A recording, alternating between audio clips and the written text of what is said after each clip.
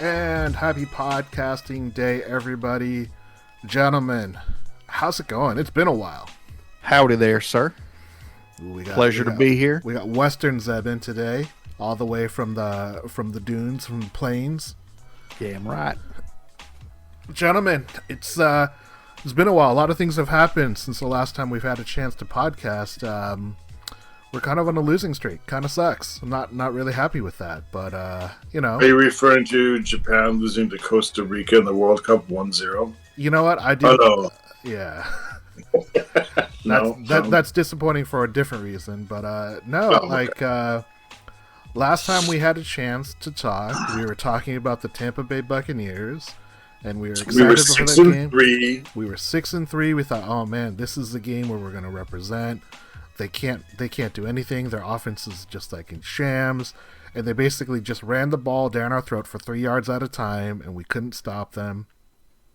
Tom Brady had like enough time in the pocket and just hit every check down possible. They only had 3 drives, and that's all it took. We hit the bye. We think we're going to reset, and then we face a Raiders team that didn't look amazing coming into the game, but man, did they just like abuse our defense and the offense. You know, they played well, and we'll talk about the offense, but they put up 34 points, and that wasn't enough to win the game. Very reminiscent of the early season loss to the Falcons and the very close game we had against the Lions, where basically whoever scores the most points and plays the worst defense is going to win that game, and that's kind of our third game this year that we've seen. Yeah, we don't need any more of those. Saints game too, same shit. Saints game, very similar. I feel like we didn't score as well as we did in that Falcons game, or the Lions game, or even this. Well, the Falcons game we only put up 23. It was the Saints where you put up 32 against. Was it? Man, see, all those games, they feel like so long ago. Like we were really such a different team in that 4-game win streak, and now here we are. We're 6-5, which is still, 6-5, I feel, is still better than what I predicted this team would be able to do, and they still have a chance to improve upon that. It just is hard to see them doing that with a few of the games they have left on their schedule and the manner in which they're playing. So we'll see. The way they're, it's not surprising that we're not as good as that win streak might have made us feel. But like the way it's happening is kind of ugly and not very awesome. Yeah, I think the other thing that I feel is that they are so close. Like this is a team. If they were a better team, they win probably 2 to 3 more of those games easily. We're not like waiting for. Did you just say if we were a better team, we'd have a better record? Well, not. And I guess I'll clarify. If we were just a little bit better. Not even like a lot better, just a little bit better, we win probably at least 2 more of those games. Yeah, if we were a little bit better, our record would probably be a lot better. Right, and that's kind of crazy thing. And that shows you how competitive the NFL is, where when we're talking about a 6-5 team saying like, oh man, if they were just a little bit better, they'd be like running away with this division. And on the flip side, you have teams like Houston, that's basically a lock for the first pick. You have the Denver Broncos that can't score more than 14 points a game. I saw a stat out there, they'd only have 1 loss if they could score 18 points in all of their games. So, we're talking about a team that is building for the future. There's still definitely some long-term concerns I think we all have. But before we get into kind of the show, anything that both of you hopefully have seen the show sheet, but anything you guys want to talk about before we kind of like jump into things?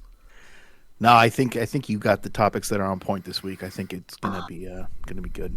All right. Well, the Seahawks are back in action and hope to rebound after their 2-game lead in the NFC West has dropped to 0 after losing back-to-back games. The offense was able to put up points, but not at all the critical times that we needed, and the defense has not been able to stop anyone. Attention on our run game, defense, and Geno's ability to close the game have all come into question as they prepare to face the defending Super Bowl Los Angeles Rams, who are closing in on a first to worst season.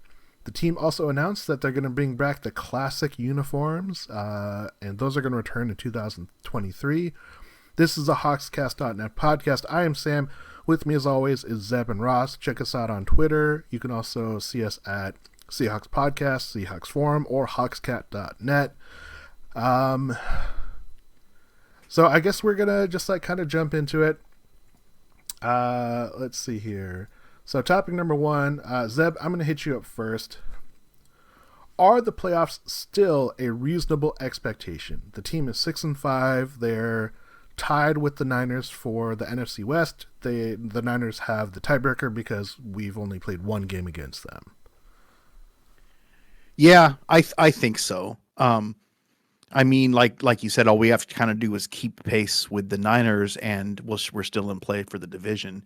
And even if we can't do that, there's not a whole lot of really good teams in the NFC. So we're not tied with the 49ers. We're not tied with the 49ers. No. They are 7-4. Yeah, they have a game on us. Oh, they are 7-4? I thought we had the same record. My apologies. Last week we had the same record, but they won and we. Yeah. So, and we've seen the 49ers now. They have the ability to look like a really good team at times, and they also have the ability to look like a not very good team at times. So, I don't think we're in danger of them winning out or anything like that. And we have a game against them, so the division is not out of reach by any stretch of the imagination. And if we don't win the division, I think a wild card spot is well within our reach, especially with that not brand new extra wild card spot. There's room there for a team that doesn't have a great record. Now, obviously, the NFC East is an issue because right now every team in that division has a winning record, where the North and the South, only the division leaders have winning records. And in fact, the NFC South, the Buccaneers don't have a winning record, so they might get in with a losing record. But there's a lot of space in the playoffs in the NFC this year, I think. So even maybe a 10-7, might be enough to get us in. So it's not out of reach, but obviously we have a lot to work on to make sure we get those wins. Ross, what about you?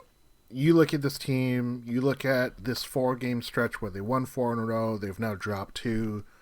Are the playoffs still a reasonable expectation for this 2022 Seahawks team? Yeah, I mean, they're reasonable. It's reasonable.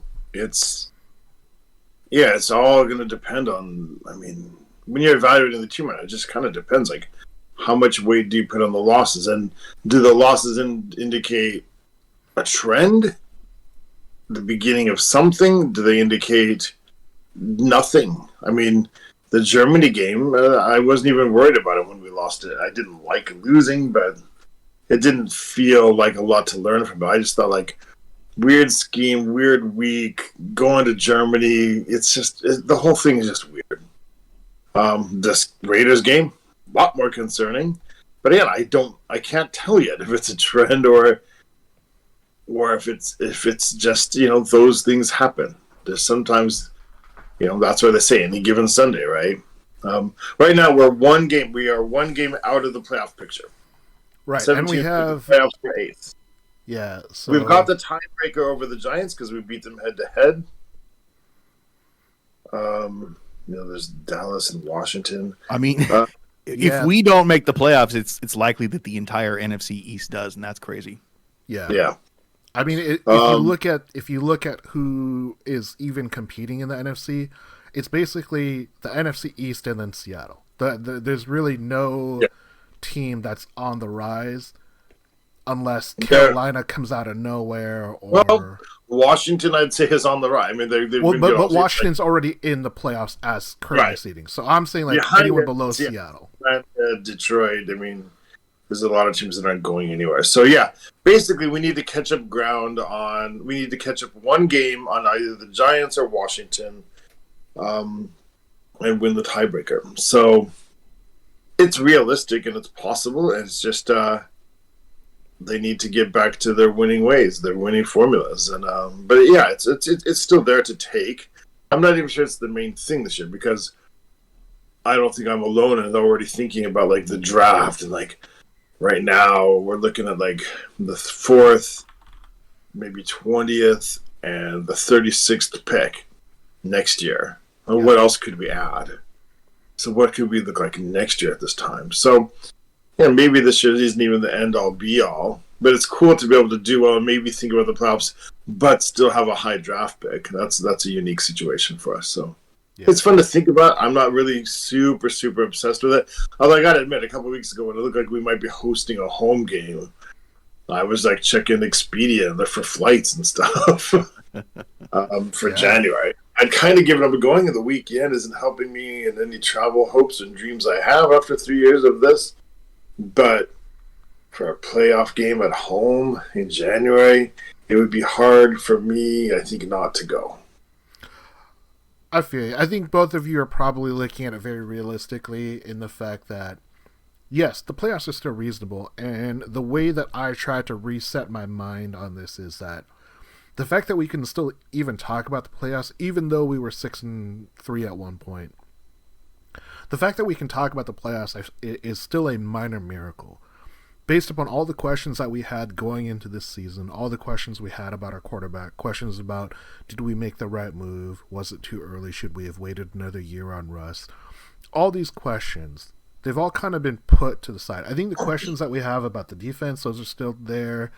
Questions about certain other aspects of the offense, I think there are certain things that we could definitely say like, hey, is this really our path moving forward? But anytime you can say like, hey, your team is competing for the playoffs in what most of us would have considered a down year, I think that's a positive thing to look at. Now, if we don't make the playoffs, I'm not going to be too crushed, because even if we make the playoffs, I don't think we're going to make like, we're not going to have like the greatest run potential unless we just like catch fire these last few games. I mean, but there's a couple, if you want to be optimistic. Like, we're the second top scoring offense in the NFC right now, behind the Cowboys. Sorry, behind the Eagles. Again, every game we play, our cornerbacks are more experienced, and you could make a case that we could be, even though we just come off a 2-game losing streak, there's a possibility they get things right. Defense comes around, mildly improves, and the offense gels. I could see us making some damage, doing some damage in the playoffs, depending on how it lines up. Sure. And first round could be against the Giants again. Do we think the Giants are going to kill us? Well, the thing I look at is from that standpoint, I think it's a good thing to piggyback off is this team is not bad in the ways you would think about a regular bad team. Like, they're scoring a ton of points, and I would personally, if you're going to be a team that's inconsistent, I'd rather be the team that scores a lot of points with a very bad defense. Because when you have a great defense but you can't score points, I think that is harder to overcome. Because then you need your offense to be perfect every single time, and that is unreasonable. When you have a bad defense, your offense can, if they can score, I think that's easier to account for than it is to have the flip. So I'd rather be in this position where we're a top scoring offense, that we're putting up points, that we're moving the ball, we're getting into the end zone, but our defense is just not clicking, it's not there. Because I think—that's a better problem to have. And these last 2 games, we're talking about in the last game against the Raiders, we had a fumble deep in our own, deep in their end of the field. I can't remember if we were in the red zone or not, but it was pretty close to it with the bad exchange with Kenneth Walker. Then you have the bad penalty where they said that our lineman was too far down the field and it negated a first down, and that could have been 4 more points instead of getting a field goal. So there's all these small things that if we're just a little bit better, just like 1 or 2 more plays in the game, and the game's almost just out of hand. It's like we win that very squarely.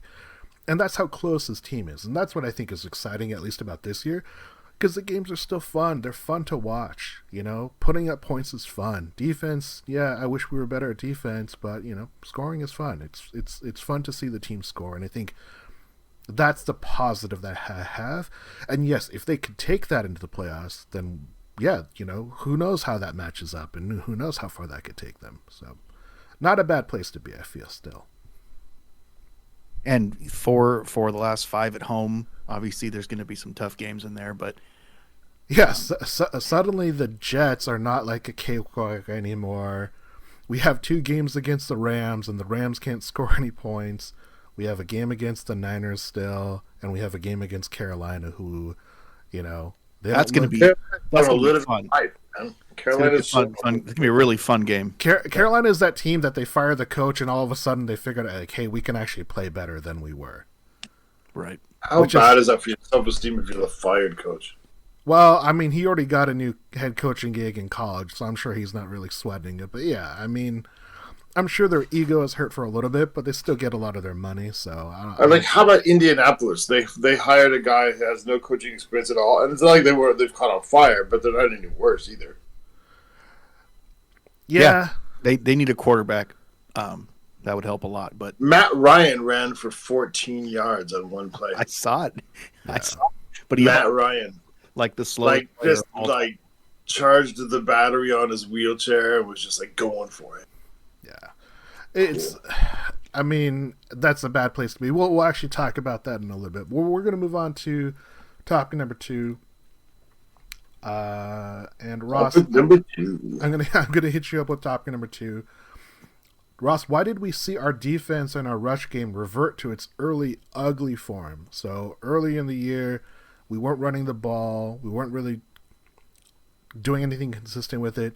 The defense was having a hard time getting off the field. And in these last 2 games, teams have really attacked our run defense. What do you think it is where we've just kind of reverted back to this ugly brand of football? Man, I get this question. Man, yeah, it's. I think I've used this weird, crazy example before, and I'm gonna pull it out again. Have you ever read the book The Guns of August? No.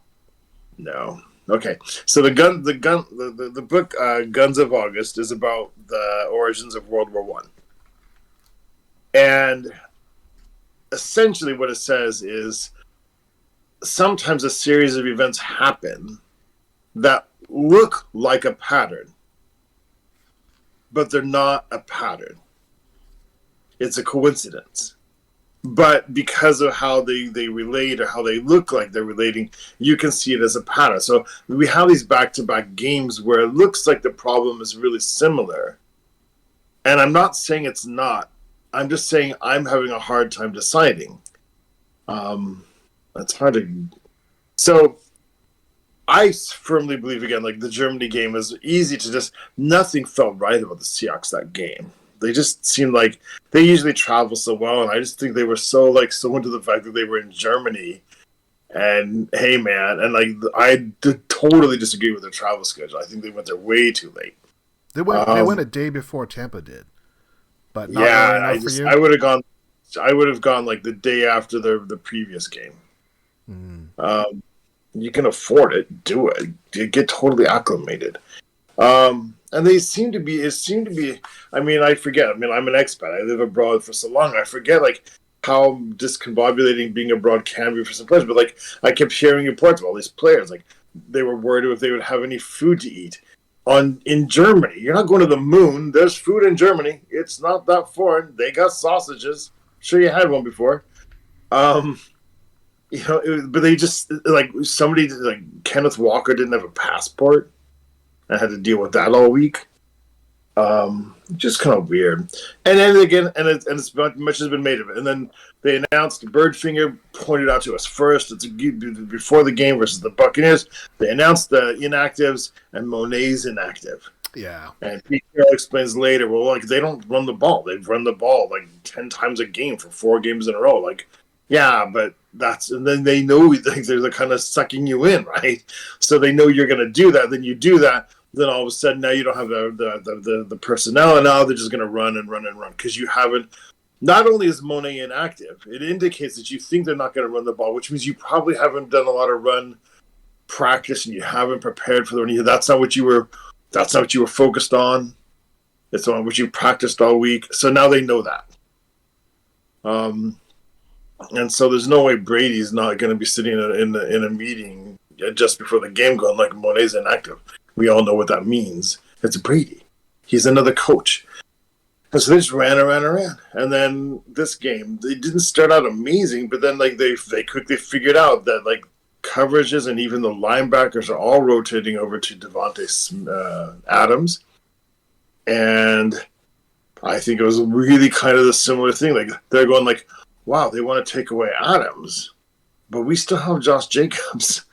And so they went with it. And the numbers are slightly misleading because the very, very last play of the game was an 86-yard touchdown. You take that away, and it's not like it's good, but it becomes 147 yards rushing for Jacobs, not 220 or whatever. Game-winning drive for Derek Carr. Well, again, that's a dumb stat, and we all know that. we will talk about that in a second, but I had to throw that in there. Yeah, but I mean, I'm just saying, like, I'm not sure it's a pattern. It could be, but I'm not sure it is. And so it's really, really difficult for me, I guess, to answer the question. It's like the Cuban Missile Crisis. A few things happened that were not tied together. The U.S. did an atomic bomb test, and then they tested a missile. But those had been pre-scheduled. They went off, but they went off in the middle of the Cuban Missile Crisis. And so the Soviet Union's thinking, oh my God, like they're escalating. So we escalate, right? So everybody thinks it's connected, but they're not connected. They shot down one of our YouTube. I don't know how I'm talking, so they're doing a history lesson, but I'm just saying all these things happen together. And so in the middle of the storm, they look like they're connected events. Cuba shoots down a U-2 plane. Oh my God, is that escalation? No, those rules of engagement were already there. They just happened to hit. That's what I'm saying. I didn't even know YouTube had planes. It's named after a spy plane. Anyway, sorry about the history lesson, but I think you kind of get what I'm saying. Like, well, you Tony, can have these things that they're on the same theme, and it looks like they're connected, but they may not be. Tony's going to answer because Tony likes me when I talk about this. Tony just asked on the chat, how are the Seahawks like the Cuban Missile Crisis? He also mentioned earlier other teams have tape on our youngsters, and he said the book you mentioned is a great read, 10 out of 10 recommend. Zeb, I'm going to get your thoughts. What do you see about our run offense and our defense in general, where it looks like we're seeing something completely different? Is it that teams have caught the tape? Like Abe Lucas went from, and again, I don't know how true this is. I don't think it's accurate, but they said that he had 0 sacks given up. He gives up 2 sacks to Max Crosby, and it looks like for the first time I can recall where Abe Lucas was just getting bullied.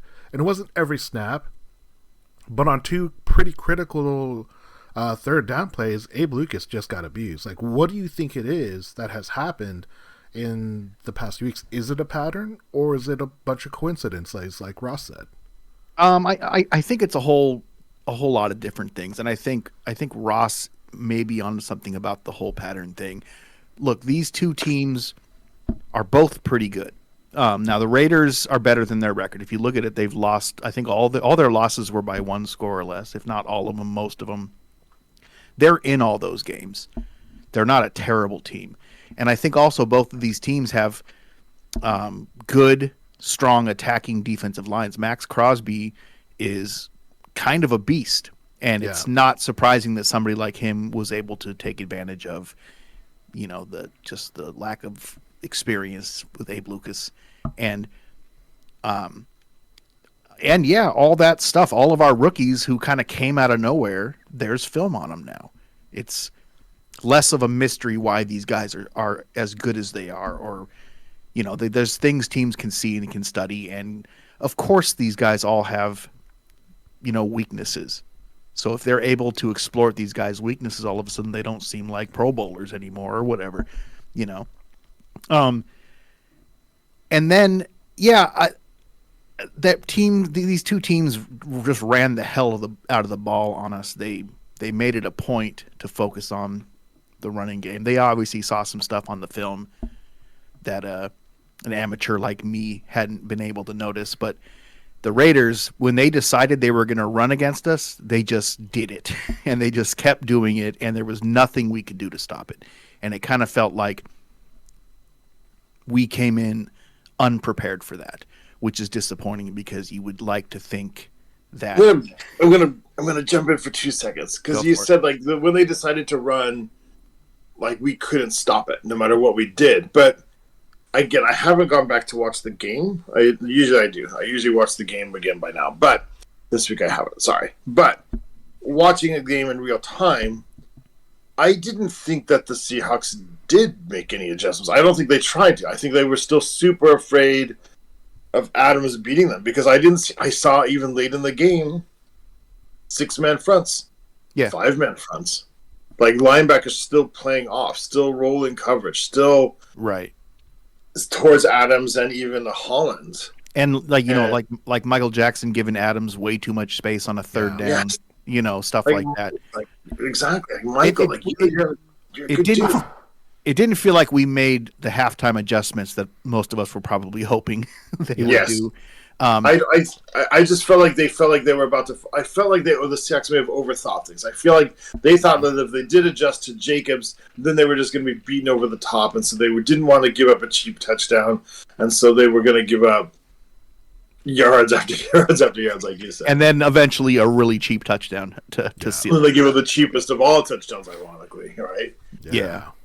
We need to see more toughness and more discipline, especially out of that front seven, or whatever the number is now. I don't know if it's 7 or front 6, front 8, whatever they're doing. But it's just so disheartening to see them just get beat play after play like that. I mean, you know, he's a great running back. You can't take anything away from him, but you gotta step up and make some stops in that situation. So that was disappointing. The lack of pass rush as well. I mean, like, it was disheartening. If you have said to yourself, okay, we're going to focus on Adams, then surely part of stopping Adams is not giving the dude with the guideliner all day to throw the ball. Like, that dude can throw. Like, I think pretty good. I think that's an example where, you know, I think in the first quarter, our pass rush looked actually pretty solid. You know, I think Poona Ford was playing really well. He was getting penetration against their guard, and all of a sudden that got short. He got a sack. Yeah, all of a sudden had our only sack. You know, and all of a sudden, Derek Carr is just a little bit more elusive because we were getting when we did get pressure, and when we collapsed the pocket, there was never anyone else to close it out, to clean up. You know, when Derek Carr got moved off his spot, he always had another place to move to in the pocket and make that extra throw. And I think that Tony makes a really good point that, you know, there's now more tape on our young guys. And I feel like they are, especially with Kenneth Walker, who he scored 2 touchdowns, but outside of his 2 touchdown runs, he really didn't do a whole lot. I think he had almost like close to like 1 or 2 yards on like an additional 12. No, you're right. The first time he literally did, outside of the 2 touchdown runs, his total yards running was 0. So my thing with Kenneth Walker is that I feel like he's not the kind of guy that is going to just instinctively hit whatever design hole there is. He dances a little bit too much for my taste, especially for someone who is as young in his career. And maybe that's the case where because he dances a little bit, he finds that crease, and then that's why he's such a home run threat. But what the Seahawks need to a degree for me is, for that run offense, they need someone that's going to pick up 3 to 4 yards consistently. If our hole is going to get 3 yards, take the 3 yards. If the hole is only going to get you 2 yards, take the 2 yards. Don't dance trying to think like, oh, well, I'm going to beat the guy off the edge. No, these are all professionals. These are all NFLers. Like, you're not going to beat every single person every single time. That's why 12-yard run. Yeah, and that's why, like, when they brought in Travis Homer had, a couple runs. Yeah, he only got 2 yards. He only got 3 yards. But he hit the hole that was designed in the game plan. And all of a sudden, instead of it being 2nd and 10, it's 2nd and 7. It's 2nd and 8. And all of a sudden, just those extra 2 yards on 2nd down makes such a huge difference on what your offense can do. And I felt like if they didn't hit like a big run on 1st down, that already made it so that they were not willing to run as much. And we have seen this pattern all year, which is one of my frustrations. Is it's okay if you can hit every single time you target Lockett, the tight ends, or DK for a 6-yard quick out route or whatever. But when you don't hit that, you're in 2nd and long.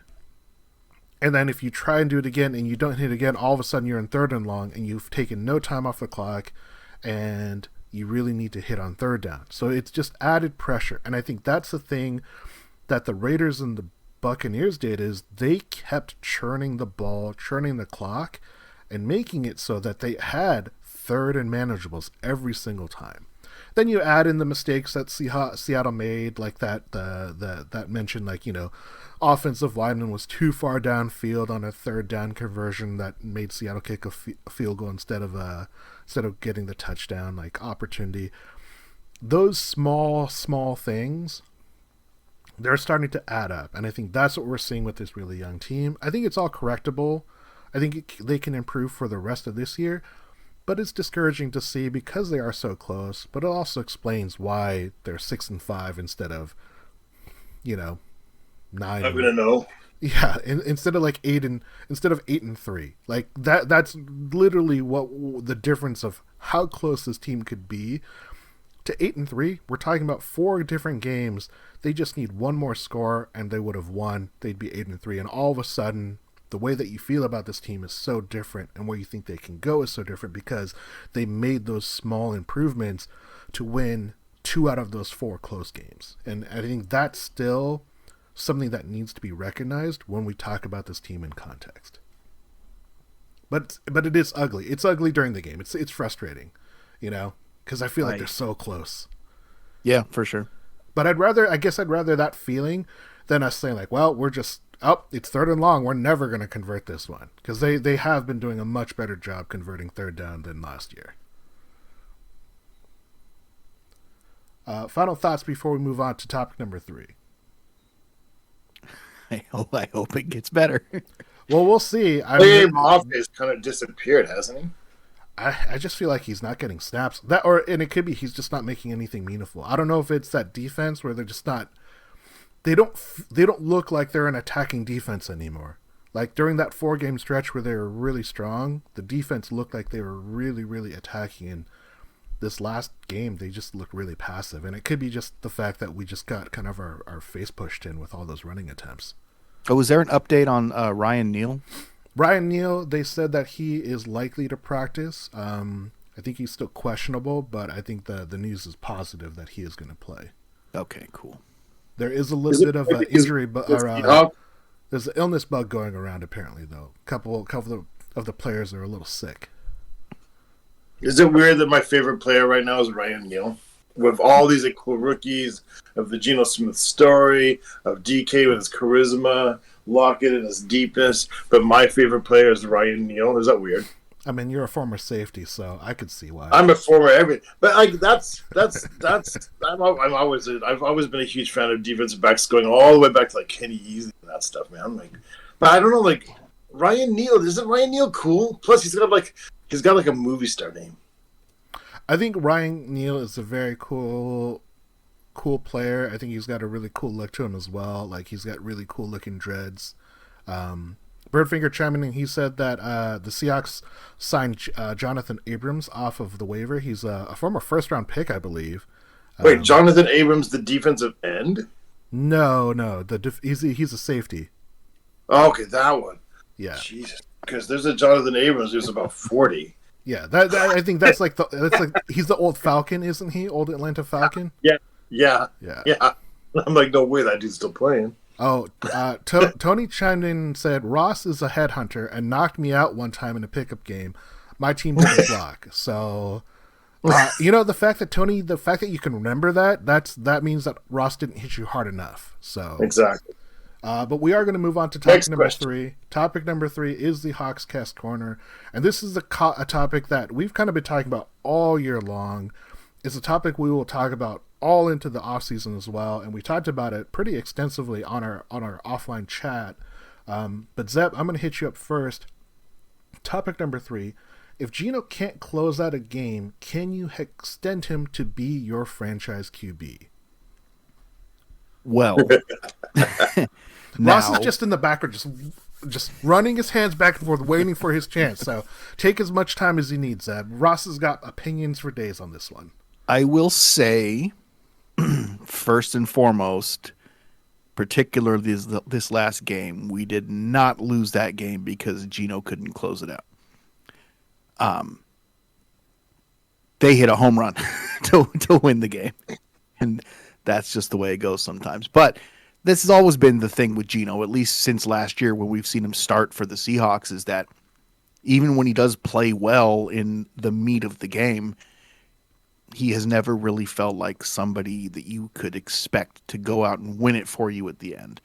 Now, this season, obviously, he's played, light years beyond what most people expected.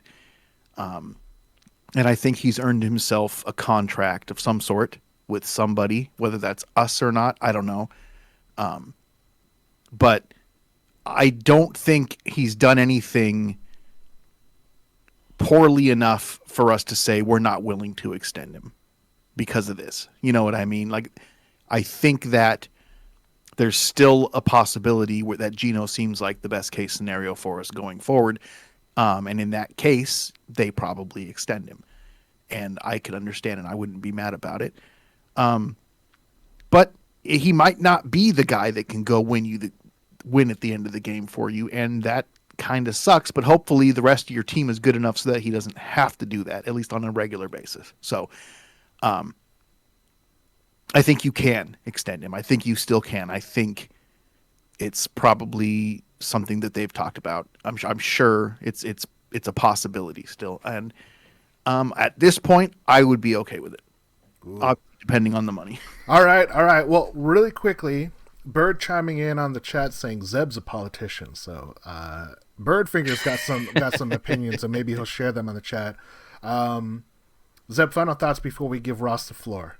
No, I want to hear what he has to say. All right, pull up a blanket, gentlemen. It's time to get cozy. Let's see what you got, Ross. Pop your popcorn. If Geno cannot close out a game, can you extend him? And this question was written specifically for Ross. I mean, I don't really care one way or the other.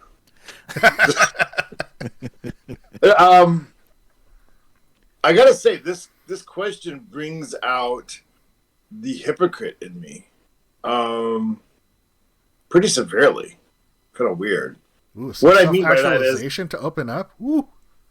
Sorry? Self-actualization to open up a topic. Ooh. I mean, look. I mean, I've been a hypocrite all week long because I have engaged with you guys. I've engaged with Tony. I've engaged with another friend named Jesse about this, and I'm a hypocrite because for years and years and years I've told you don't extend Russ. Don't extend Russ. And I said that literally because you don't have to have an elite quarterback to win. Like, that's the model everybody follows, but you don't. And I kept saying, like, look what Minnesota did, or look what who and so did. And look what, there's all these hints and clues out there that there are other ways to build a team, not the Peyton Manning model. But then this week, after the Raiders game in particular, I have been on my horse about, like, holy crap, I don't know if I'm comfortable having Geno as my quarterback because now I feel like, I'm not sure. I'm working this out. I'm working it out, guys. I'm in self-therapy here. But I feel like in a Super Bowl type season, you're going to have a game or two or three, no matter who you are, because it's football, it's the NFL, and parity's king. that you're going to have a quarterback who is going to get the ball in their hands with 90 seconds left and a timeout and need to go 40 yards to kick a field goal to win the game to move you forward. And I want to make this clear. I don't think that Geno's bad, and I don't think that it's all Geno's fault. And I understand the 40 points given up by the defense isn't very good. And I understand the 34 points scored by the offense is good. I'm not worried about that general scenario. What I'm worried about is the very, very particular scenario that when you say to Geno, this is the game, not like this is the second to last chance, because he seems pretty good at that. He's done lots with 4 minutes to go and 5 minutes to go. I completely can see that, and I like that. But when you say to Geno, this is it. This is the game. I don't care how many points. I don't care if it's a 16-17 game or a 48-51 game. I don't care about that. I'm just talking about, here, you get a drive, and if you score on this drive, you win. And if you don't, you don't. And every single time I've seen Geno in this scenario, he doesn't. And he doesn't just not. He does it not at what? Wow, Shakespeare there. He doesn't do it in spectacular fashion. Geno's worst pass of this entire season was this pass to Lockett in that last drive of regular time. 1st and 10, those are pass, and it's he one hops a pass to Lockett. Worst pass of the season at the most crucial time. Then he throws the pass to Metcalf, and it's uncatchable, where it makes it a difficult catch. And so eventually, after 10 hours of reviews, they say he didn't catch it. And he probably should have been called a catch, but that's not the point. If he throws it where it's supposed to be thrown, it's a catch, and we move the ball down the field. We just need a field goal. And then there's the fumble. We can argue on the things, but if you watch the replay, originally I didn't think it was Geno's fault, but now I disagree. But anyway, and then we've seen the interceptions and we've seen the whatevers. It feels like Geno handles low pressure great, medium pressure excellent, but when it's high leverage, when it's high pressure situations, it's a small sample size, so I'm not ready to throw it away, but it feels that Geno feels that pressure. Last year he did it, and I don't want to count those because that wasn't a team built around him. It wasn't a team built with the extra cap room and draft picks that we get from Russ being gone. That's what happens when Geno has to run Russ's team. So okay, great, cool. But still, I can't ignore the fact that he had 2 game-winning situations and threw picks or fumbles on both, and then it happened again when it had the first time it came up this season. Now again, yes, he has been clutch in other situations when he's got 5 minutes. When you need to run down that 4 minutes, he's done that. But he can't, so far, do the I need one score. And again, it wasn't a hard situation. It's a situation you kind of take for granted. Russ, the first 9 years he was here, you just took it for granted. Brady and everybody else, even Burrows. If you figure, with 90 seconds and 2 timeouts, your worry is not that we can't score. Your worry is almost that what if he scores too fast and they kick the field goal? That should have been the worry. So I'm a little worried. And so today, I don't know where I'm at. Ooh, what? I do. Again, but that makes me a bit of a hypocrite. I still want to believe that there's another way to build a football team. Can you, if next year we get, again, like I said, we get so far, right? Today we would get the 4th, our own pick, which would be somewhere 22. Right now it's the 16th pick because we're not a playoff team right now.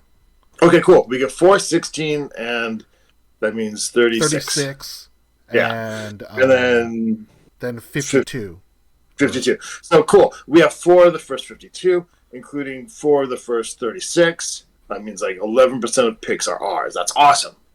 And with those 3 picks on top of what we have now, plus another year of maturity from our tackles and from Walker, that's pretty cool. So is that enough to say, Geno, you are not elite, but you're really, really good, and we're going to follow what Ross has said for 5 years, that we don't need to have you lead because we've got all the other good guys that we're going to go for it. And we're just going to swallow it. Like I once upon a time said, like when we used to have, I forget which kicker it was, we said, we decided to save money on the kicker, so I'm like, fine. If we do that, Blair Walsh. Yes. And I was just like, fine. Like, but if you do that, then you can't get mad when you lose a game because he misses the kick because you decided to save the money there, right? So if we decide to do this route, then we're not allowed to get that frustrated if we're going to lose because we think overall it makes up for it, right? Because we're saving money on the areas, we have other players, we got other cool stuff going on. So yeah, we may lose the game or two like this Raiders game, but we think on balance we're better because of it. If we believe that, and I'm still figuring out if I do or not, because I've said it for 5 years, and this week I've exposed myself. If we believe that, then you still have to sign him, and I want to sign him now. $25 million a year for 2 years. Ooh, I would take that deal in a heartbeat. I mean, I would want Geno to take that, but yeah, I mean, if we could get him for 2 years, $25 million each a year, damn, I'd take that so fast. Because you and I have a slight disagreement. Not slight. We have a kind of a disagreement on how we think other teams are going to perceive him. You think after 1 year of this, he's going to go out there and like people are going to be willing to pay him 35 and maybe 40. I don't think they're going to go much higher than what Seattle will. I think what it is, and I'll give back to you. There have already been many examples of NFL teams willing to overbid for a guy that has one great year. And it just takes that player to say, like, they're going to give me 1 extra year. They're going to give me an extra $5 million. Because Geno has not made any money at all his career. He's made, I think, under $17 million, and he's a 7-year veteran. Tony, if you're still listening, Sammy just called $17 million nothing. Yeah, for an NFL starting quarterback, it is nothing. It is nothing for an NFL starting quarterback. I really do get it. I just think I could be completely wrong. Maybe we won't know until it's the offseason, right? Because I don't think we're going to sign him to the offseason. But I suspect that Geno's got a bit more baggage. Geno's got a bit more of a rep on the negative side. A lot of those people who did that, like, they came out of nowhere and they got it, right? I think Geno comes with more negative baggage, including that DUI last offseason, by the way, which is another red flag. Like, we think he's matured, but that makes me think, I just think Geno, his playing and his incidents and things like that, I think that there's a bit more negative rep in the league about him, and so it takes more than 1 year to bring him all the way to the right from the left. So I don't know. I mean, I'm still, like I said, I think I've come around a bit, like, to, like, okay, we just have to accept it. Like, but again, like I said, like the Blair Walsh thing, like, fine, you can do it, but that means you put no expectation on him because you already know he sucks. When it comes to, you have one chance at this, one opportunity. It's an Eminem song, all right? And when it's that opportunity, he doesn't capture it. He just lets it slip. And that's fine. If we think that, on the other hand, we win other games because we have all this other talent that we can afford because of his salary and because of what we got from Wilson, and like this was the better play. If we won those other games because we have 2 rookie tackles who were free when other people have to now pay $20 million for their left tackle. Right. So on the whole, if it works out and that's how the math works, then do it. But I don't think that we can ignore the fact that I still will say, and I know Birdfinger disagrees, but maybe we're looking at something different. Like, I'm not saying he sucks at all clutch. I'm just saying the pinnacle of clutch is when he seems to kind of fall apart. Okay, I'm done. Thanks. Okay. All right. So obviously I wrote this question because we wanted to be a little bit more entertaining. But I think the question is flawed because if you could find a quarterback that can close out all those games, you pay them all the money in the world. Tom Brady is the GOAT because, and before this is my evolution as a fan, is I was just like, oh, Tom Brady in those early Super Bowls, he just had to get a field goal. Oh, that's so easy. It's like, no, it's not easy. Like, he's playing against real NFL teams. Like, I've come to realize, like, man, yes, we take for granted if you get the ball at the 25 and you only have to go 45 yards maybe to get into field goal range, if you've got a really good kick, even a decent kicker, that's nothing. Like, teams can get 45 yards in their sleep, man. Like, if you have a quarterback that can close out all these games, that can get you that clutch point, that can get you that clutch whatever you need down the stretch, pay them all the money in the world. Because if you have that quarterback, that guy's a Hall of Famer. Like, the flaw of this question is the expectation, I feel, is too high because we are expecting Geno at the same level that we would want a Hall of Fame franchise level QB. And that's because that is what is expected if you close out every single game. That's what Russell Wilson was until mid-season 2020, where we thought, oh, one score a game, Russ has the ball with 3 minutes, we're golden. We're totally fine. And then that's what we want at that time, right? And then we saw what happened, and for me, that's what turned me against Russ. It's like, Russ, if you can't win these close games, if you can't come out and score in these one-score games when we need you, then we need to move on from you. You can be someone else's problem because all this other small stuff, your entourage, your focus on your celebrity, that's now not worth it. Your damn photo shoots. Yeah, that's not worth it because you can't close out the game.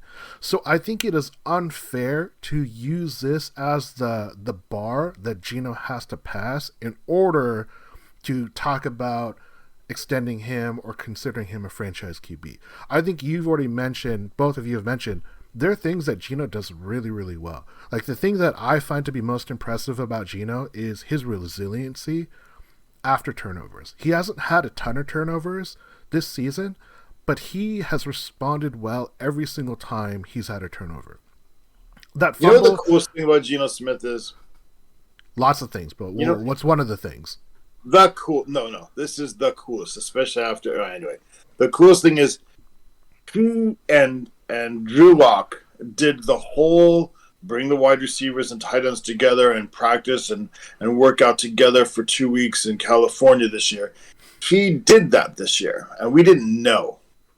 You mean he didn't have his cameras, team three photographer? There was nothing. It wasn't until Drew Lock let it slip that we knew it happened. Now that's the quarterback I want. So that's the coolest thing. And that's actually the first time I've heard about that, so I missed that. So that's actually really cool to hear. I think Drew Lock was like, just because you didn't see about it on Instagram doesn't mean it didn't happen. That's literally basically what he said. My closing thought about Geno and his place for the team is he checks so many boxes, and the biggest thing that I look at is Geno is still the bridge quarterback until we find our long-term replacement. Whether this is the end of the road at the end of this year, or if it's 1, 2, 3, 4 years down the road, Geno is not the quarterback that we are going to look at as our next long-term Matt Hasselbeck, next long-term Russell Wilson, Jim Zorn, Dave Craig. Those are the people that we all consider like the long-term quarterbacks. I don't think Geno's that guy, but I think Geno can be the bridge to that guy, and what he brings at the cost of what you have to pay quarterbacks, that gives us opportunities, not only to be competitive because we have been competitive, but also that gives us time. Like, we don't have to risk our Broncos pick on a quarterback if Geno's locked up for 1 to 2 to 3 years. We could spend... Maybe if someone falls, we could get it in the second with our second pick.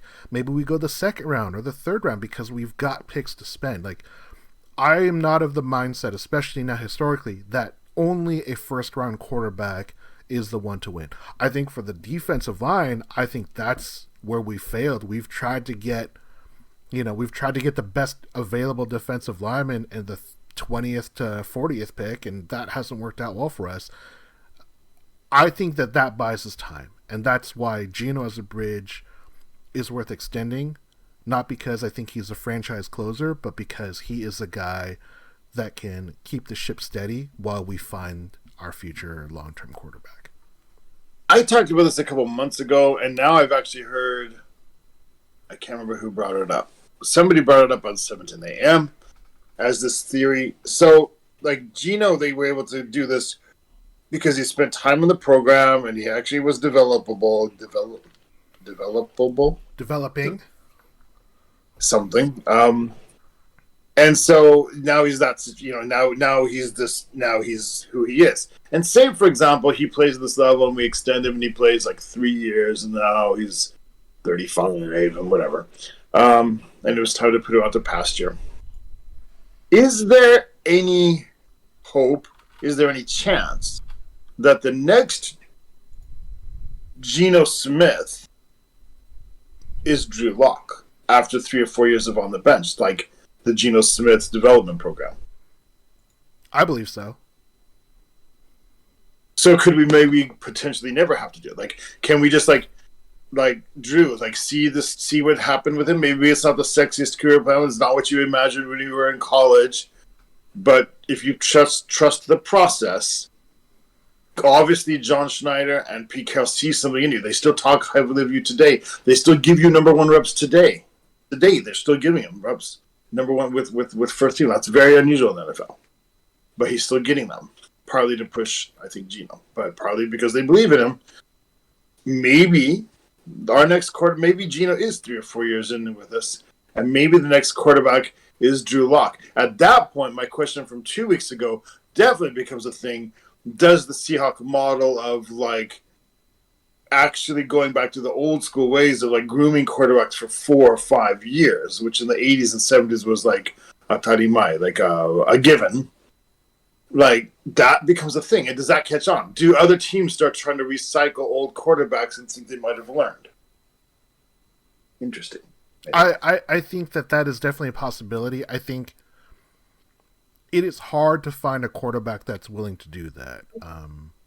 Because that's what's interesting. Geno Smith's particular career path. Geno allowed for that. Right? I don't know if Drew's career allows for that yet. I think Drew's does, because I think Drew now thinks I've lost two starting jobs, 2 chances of starting jobs, and so nobody's going to give me another shot.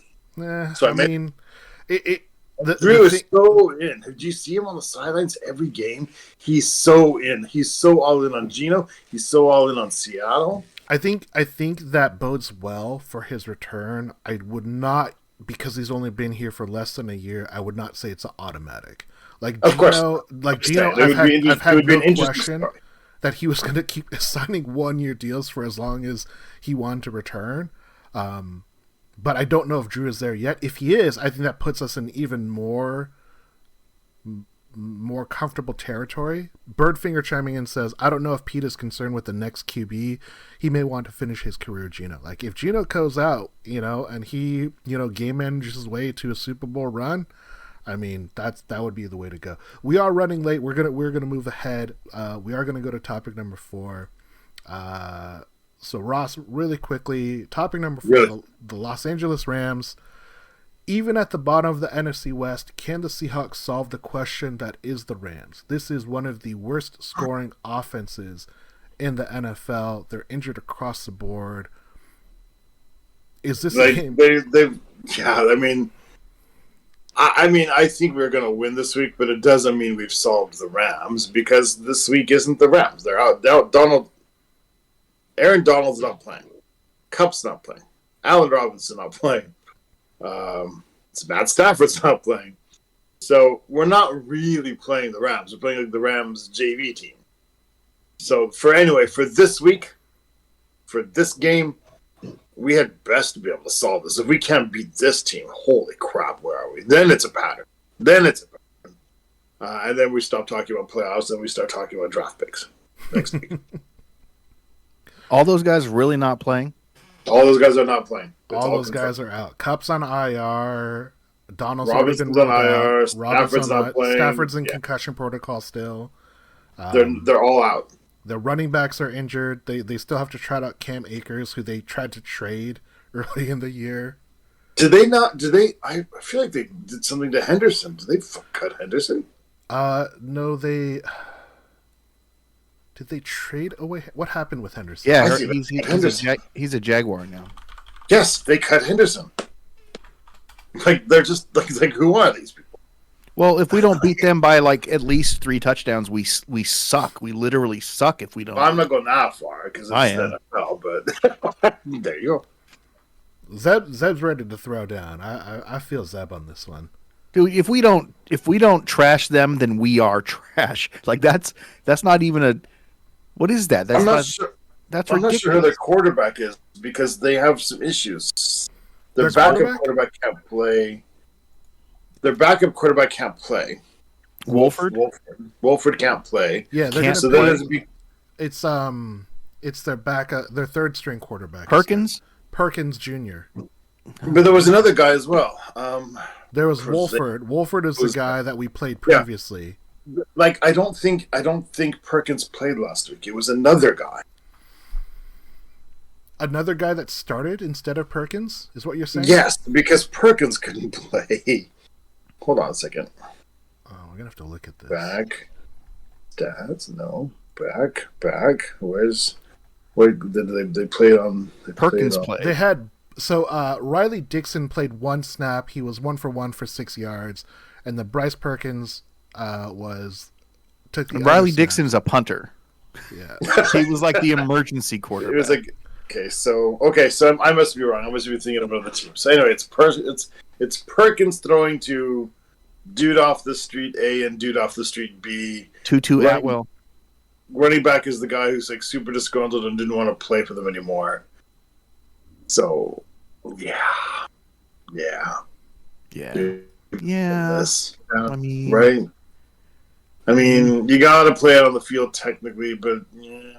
Well, you know what'll happen is we'll probably play super safe and try to just sneak out a win without doing anything crazy. If they just use this as a hey, teach Kenneth Walker to just hit the hole and not dance game, cool. But Aaron Donald's not playing, just do that. They'll probably give Walker 6 carries and just let Homer and Dallas do all the running. Maybe. I mean, last game, Homer was getting the picks because he deserved it because Kenneth Walker was dancing too much. So, yeah. He had that minus 12-yard run, and they were like, how do you get minus 12? And you didn't fumble it. What? Well, it was he was hit way behind the line, and he kind of got lucky to keep his feet, and he thought, well, shit. As it turned out, he was unlucky to keep his feet. Yeah, he's like, I better do something. Anyway, so yeah, that's that. The Rams, it's just a little sad this week. Zeb, I mean, you've already made it clear. If they don't win by 3 scores, it's going to be 3 touchdowns. Yeah, I mean, not no field goals. It's like a JV squad we're playing.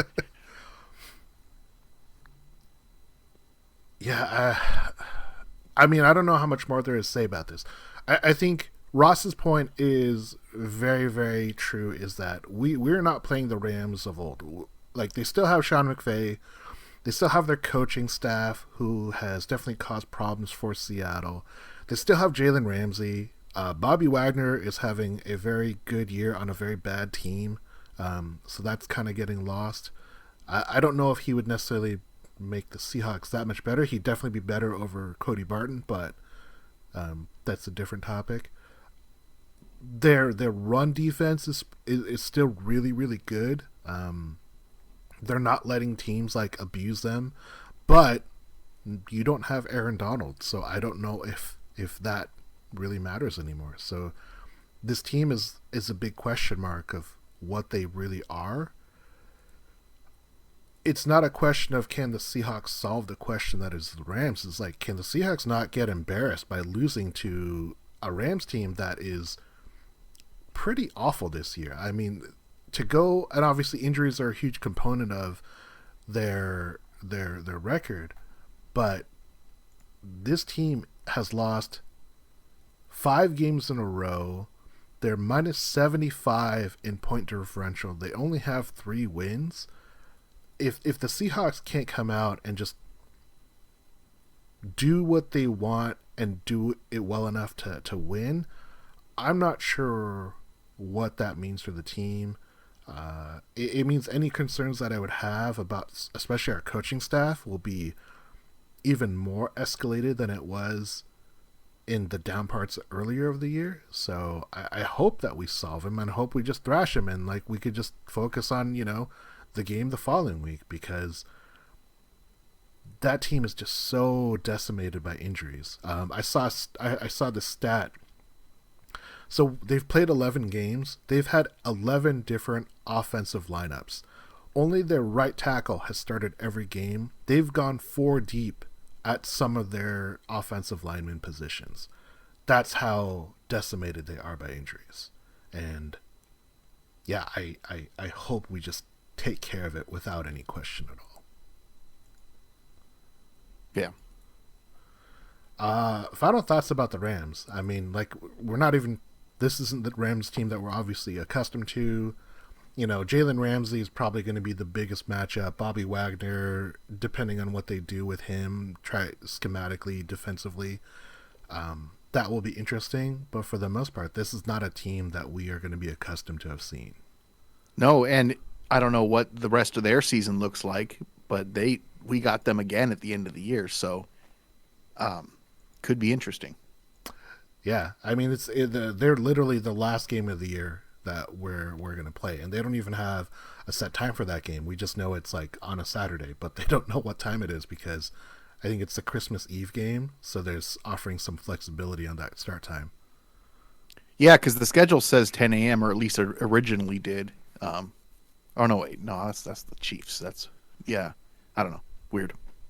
Yeah, it's super weird that there's not a definitive time yet. Like I see some places it says 10 a.m., but it's not an officially announced start time yet. Hopefully it's not 10 a.m. because yeah, it's a home game. Like that'd be awful. Well, we'll see. 10 a.m. is fine, guys. It's 3 a.m. for it's great. No, terrible. All right, let's. Those are our topics for the day, and we're going to move on to some predictions. Ross, I'm going to hit you up. We only have 4 predictions tonight. Final score: Seahawks at the Rams. 31-13. Nice. Zeb. 37-10. Ooh, that's a trouncing. Oh, wait, is that Seahawks or Rams?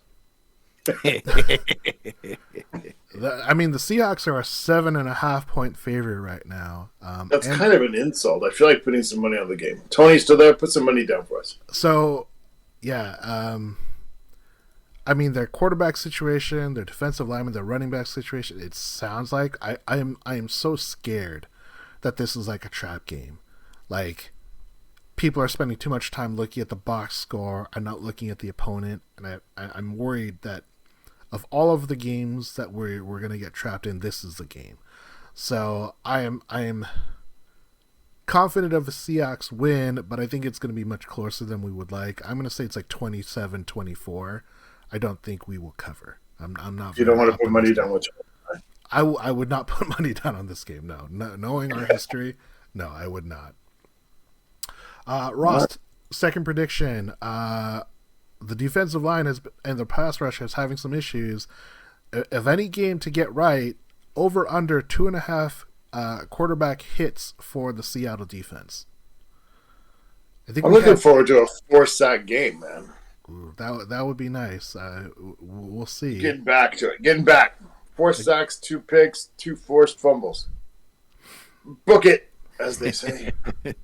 Yeah, I'm the same boat. I'll say over. I feel like our pass rush has been so inconsistent. I'm gonna go over as well. I think that because they've had so much change on their offensive line, this is a game that you should be able to get right. Ryan, 1 sack, 1 pick. I mean, I'd be down for that. I'd take that out every day. Ross, over under 3.7 yards per carry for Mr. Kenneth Walker. 3.7? 3.7. Why 3.7? Where'd you get know. that? I just threw it out there. Over. Over. All right. Yeah, over because he's going to get 6 carries for like 48 yards and 2 touchdowns. Okay. Take him out of the first. He's going to do a Sean Alexander, 5 TDs in the first half. Man, that would be the throwback. I'm going to say under until he can kind of prove me wrong. He's had a 4-game skid where he's scoring touchdowns, but he's not doing like the best. It's been like 3 games since he's had like a really, really good game. I've got him everywhere in fantasy, dude. Quit cursing me. I mean, I got him in fantasy too, but I've got him. I mean, those two touchdowns help. They make up a lot of ground. He saved me last week. Yeah. Yeah. All right. Final prediction for us: over under 5.5 tight end catches. We have seen our tight end targets drop over the past few weeks. I think it's on purpose. I think they're like this. I think they've gotten rid of it on purpose, and then they're gonna like whip it out when they need it again. Well, I mean, if there was a game where you need to score because it's gonna head to overtime, that seemed like the perfect game to like do it. If you didn't practice it though, you didn't practice it. If it's not on the game plan, it's on the game plan. That's not how it works, man. I have this. They're gonna whip it out against the Chiefs. I had this stat from a month ago, where it was the tight ends had 10 catches, 126 yards, and 7 first downs. Fant had 5, Disley had 3, Parkinson had 2. It's right on the screen right there. Sorry. Yeah, and that's why I'm looking at the stat. November 10th, yeah. Yeah, so you're saying over 5.5 tight end catches. Zeb, where are you feeling with the tight ends? I say we go over. Will Disley's not going to drop the easy ones like that. But yeah, obviously we haven't been using them as much lately. I think it'll come back.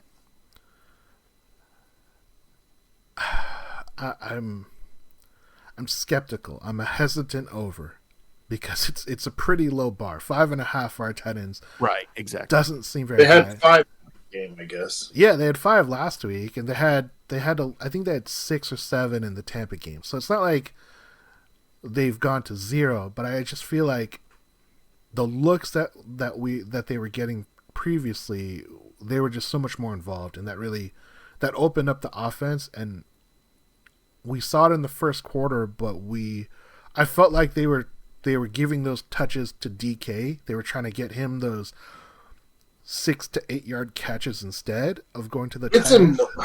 That's. I mean, if we had a 2-hour podcast, that's something we talk about. And so because I don't want to do this, but I feel like that's something that Waldron needs to work on. Like, yeah, there's something weird going on when Geno's quarterback. Metcalf is often used as some sort of like short yardage tight end. Like last year, when Geno was quarterback, Metcalf averaged less than 10 yards per reception.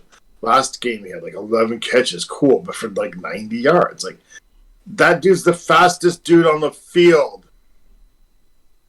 Throw one long pass to him. Do it. Just do it. Stretch the field a little bit. You don't have to be Russ. You don't. But you got to do it occasionally. And the crazy thing is, our tight ends have had catches where they've gone for like a ton of yak, and that's just not in especially DK's. That's not in like DK's repertoire. And Fant's actually looked really great these last few games. But Metcalf's better. Yeah, I think I'm on the page. Like Metcalf's not a yak dude. It's more like a get down the field and catch the ball, dude. But we have seen if you can get DK the ball in space, he can do so much with it. I just don't understand why that's not their thing. And maybe defenses are just like bracketing him where they're putting like 2 guys on him, so he's not getting the look. And if that's the case, that's fine. Obviously not. They threw to him 15 times last game, dude. But how many? What was like the deepest throw that they had to him? Well, that's the thing. Like it's maybe 10 yards, 12 yards. It's insane. Yeah. That's not true. I think he had like a 22-yarder, but then he made up for that by having several 4 yards receptions and 3-yard receptions. Like they're trying to do that thing. They're trying to manufacture the screen, but I just don't think that's hate our screen game so much. That's just not what his. It's not his. That's not his.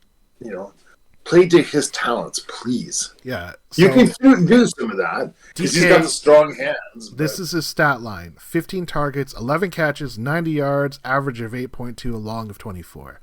I mean, if that's your tight end, that's a great day. But for a guy of DK's stature and his ability, I'm just not sure what they're doing. You got to put him a little bit further down. I mean, I get what they're trying to do somewhat, but again, like you can't not use a 4.3 speed on a guy who's that big. Like, give him like 1 or 2 shots a game at a contested throw. Just do it. Yeah. Even with Geno. Yeah. All right. Those are our predictions for the day, and those are our show. Final thoughts before we get to some shout-outs.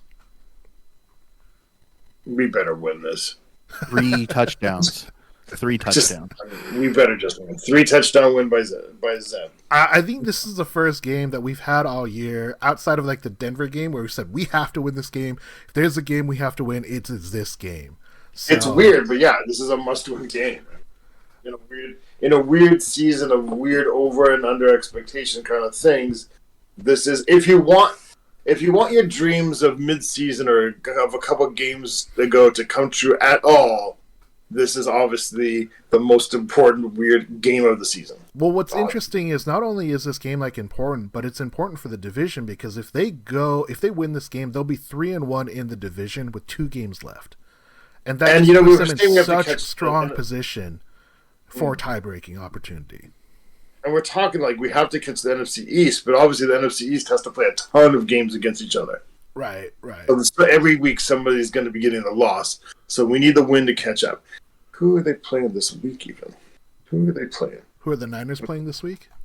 Not the Niners, but the NFC East. Because we're not going to...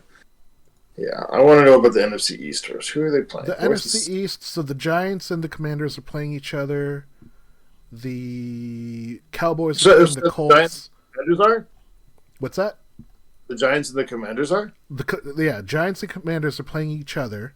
That's awesome. So one of them has to lose, and we win, and we've caught up. Yeah, and then the Eagles are playing the Titans, and then the Cowboys are playing the Colts. So the Cowboys are going to win. Yeah. The Commanders and Giants. Wow, that's close. Commanders are a 2.5-point favorite right now on the road. I would take the Giants. It's going to be a good game, I think. I think that'll be that's actually an early game I'd like to watch, but they'll probably end up putting like Tennessee, Philadelphia on, or actually what they might put Cleveland, Houston on. We might have to watch that garbage. No, you got to watch Watson. I do not want to watch that guy play. All right, so shout-outs. All right, time for some shout-outs. Shout out to Tony Gilroy for creating Andor and to whoever it was at Lucasfilm and or Disney that told him he couldn't have Marva say the word fuck. I like it. Okay. Fair. Ross, any shout-outs? Shout out to Tony and Bert Fiend for listening live with us. Shout out to Santa Claus, who must be hard to work with his elves right now, getting ready. We're in the home stretch. We got 24 days. But anyway. And shout out to whoever had a nice Thanksgiving, because I didn't have one this year. Yeah. A nice one or one at all? I didn't have one at all. I usually, it's not like my favorite holiday thing, but I usually just something. But I had Thanksgiving dinner like at Costco. And you, Sammy. Oh, I appreciate that. I would also like to shout out Birdfinger and Tony for checking in on the chat. It's always fun to talk with people online. Andor's fantastic. Shout out to Tony Gilroy. Best Star Wars since the Disney acquisition. I think I can say that handedly. We are the Hawkscast.net podcast. With me is Zeb and Ross. I'm Sam. We wish you a wonderful year, especially since it's almost come to an end, and go Hawks. Go Hawks.